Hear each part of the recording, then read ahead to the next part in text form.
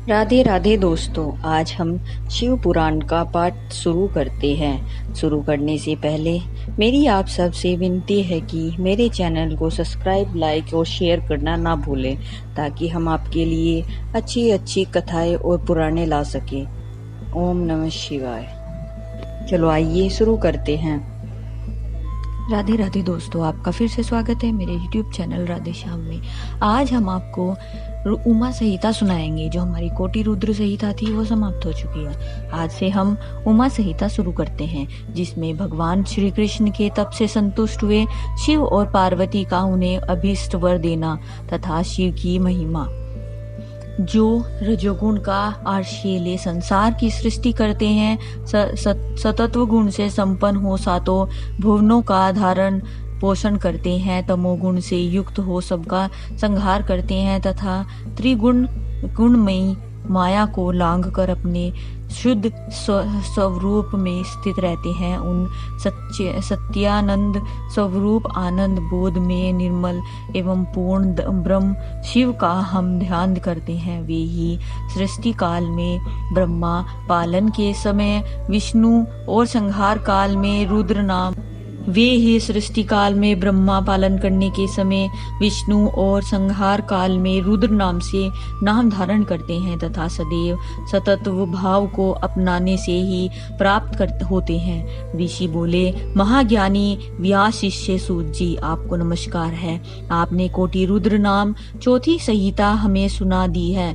अब उमा संहिता के अंतर्गत नाना प्रकार के उपाख्यानों से युक्त जो परमात्मा शाम सदाशिव चरित्र है उसका वर्णन कीजिए। सूत जी ने कहा, सोनक आदि महर्षियों, भगवान शंकर का मंगलमय चरित्र परम दिव्य एवं भोग और मोक्ष को देने वाला है। तुम लोग प्रेम से इसका श्रवण करो।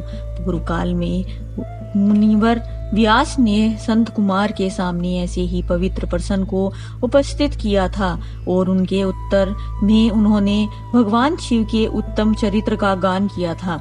उस समय पुत्र की प्राप्ति के निमित्त श्री कृष्ण के हिमवान पर्वत पर जाकर महर्षि उपमन्यु से मिलने उनकी बताई हुई पद्धति के अनुसार भगवान शंकर की प्रसन्नता के लिए तप करने, उनके तप से प्रसन्न होकर पार्वती, कार्तिकेय तथा गणेश सहित शिव के प्रकट होने तथा श्री कृष्ण के द्वारा उनकी स्तुति पूर्वक वरदान दे मांगने की कथा सुनकर संत कुमार जी ने कहा। श्री कृष्ण का वचन सुनकर भगवान भव उनसे बोले, वासुदेव, तुमने जो कुछ मनोरथ किया है वह सब संपूर्ण होगा। इतना कहकर त्रिशूलधारी भगवान शिव फिर बोले, यादवेंद्र, तुम्हें सांब नाम से प्रसिद्ध एक महापराक्रमी बलवान पुत्र प्राप्त होगा।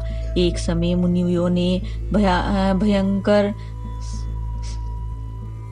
संवर्तक पढ़लेकल सूर्य को शाप दिया था कि तुम मनुष्य योनि में उत्पन्न होगे। अतः वे संवर्तक सूर्य ही तुम्हारे पुत्र होंगे। इनके सिवा जो जो वस्तु तुम्हें अभिष्ट है वह सब तुम प्राप्त करो। संत कुमार जी कहते हैं, इस प्रकार परमेश्वर शिव से संपूर्ण वरों को प्राप्त करके श्री कृष्ण ने विविध प्रकार की बहुत सी स्तुतियां द्वारा उन्हें पूर्णतः संतुष्ट किया। तदंतर भक्तवत्सल्यता से गिरिजा कुमारी शिवा ने प्रसन्न हो उन तपस्वी शिव भक्त महात्मा वासुदेव से कहा। पार्वती बोली, परम बुद्धिमान वासुदेव नंदन श्री कृष्ण, मैं तुमसे बहुत संतुष्ट हूँ। अनग तुम मुझसे भी उन मनोवांछित वरों को ग्रहण करो जो भूतल पर दुर्लभ हैं। श्री कृष्ण ने कहा, देवी, यदि आप मेरे इस सत्य तप से संतुष्ट हैं और मुझे वर दे रही हैं, तो मैं यह चाहता हूँ कि ब्राह्मणों के प्रति कभी मेरे मन में द्वेष न हो। मैं सदा द्विजों का पूजन करता रहूं। मेरे माता पिता सदा मुझसे संतुष्ट रहे। मैं जहाँ कहीं भी जाऊं, समस्त प्राणियों के प्रति मेरा हृदय में अनुकूल भाव रहे। आपके दर्शन के प्रभाव से मेरी संतति उत्तम हो। मैं सैकड़ों यज्ञ करके इंद्र आदि देवताओं को तृप्त करूं, सहस्त्रों साधु सन्यासियों तथा अतिथियों को सदा अपने घर पर श्रद्धा से पवित्र अन्न का भोजन कराऊं, भाई बंधुओं के साथ नित्य मेरा प्रेम बना रहे तथा मैं सदा संतुष्ट रहूं। संत कुमार जी कहते हैं, श्री कृष्ण का वह वचन सुनकर संपूर्ण अभिष्टों को देने वाली सनातनी देवी पार्वती विस्मित हो उनसे बोली, वासुदेव ऐसा ही होगा, तुम्हारा कल्याण हो।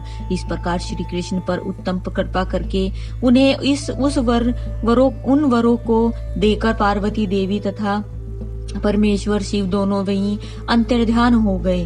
तदंतर केशहिंता श्री कृष्ण ने मुनिवर उपमन्यु को प्रणाम करके उनसे वर प्राप्ति का सारा समाचार बताया। तब उन मुनि ने कहा, जनार्दन, संसार में भगवान शिव के सिवा दूसरा कौन महादानी ईश्वर है तथा क्रोध के समय दूसरा कौन अत्यंत दुस्सह हो उठता है। महायशस्वी गोविंद दान, तप, शौर्य और स्थिरता में शिव से बढ़कर कौन है। अतः तुम शंभु के दिव्य ऐश्वर्य का सदा स्मरण करते रहो। तदंतर उपमन्यु के द्वारा शिव की महिमा सुनने के बाद उन मुनीश्वरों को नमस्कार करके वासुदेव नंदन केशव मन ही मन शंभु का स्मरण करते हुए द्वारकापुरी को चले गए। संत कुमार जी कहते हैं, व्यास जी, जो पाप परायण जीव महानरक के अधिकारी हैं, उनका संक्षेप से परिचय दिया जाता है, सावधान होकर सुनो। पर आज की कथा हम यही समाप्त करते हैं। आगे की कथा आपको कल सुनाएंगे, जिसमें नरक में गिरने वाले पापों का संक्षेप परिचय, जिसमें कि जो नरक में गिरता है उसमें उसके साथ क्या क्या होता है, जो स्वर्ग में जाता है उसके साथ उसमें क्या क्या होता है, और उनके पुण्य कहाँ उनको मिलते हैं, पापियों ने क्या पाप किया है उनको कहाँ यमलोक में मिलता है, उनकी यमलोक की यात्रा, ये सब हम आपको उमा संहिता में आगे सुनाएंगे। ओम नमः शिवाय। हर हर महादेव, हर हर महादेव, हर हर महादेव। अगर आपको मेरी वीडियो अच्छी लगी तो बेल आइकन दबाना ना भूलें, ताकि आपको मेरे आने वाली वीडियोस का नोटिफिकेशन मिलता रहे। धन्यवाद। ओम नमः शिवाय।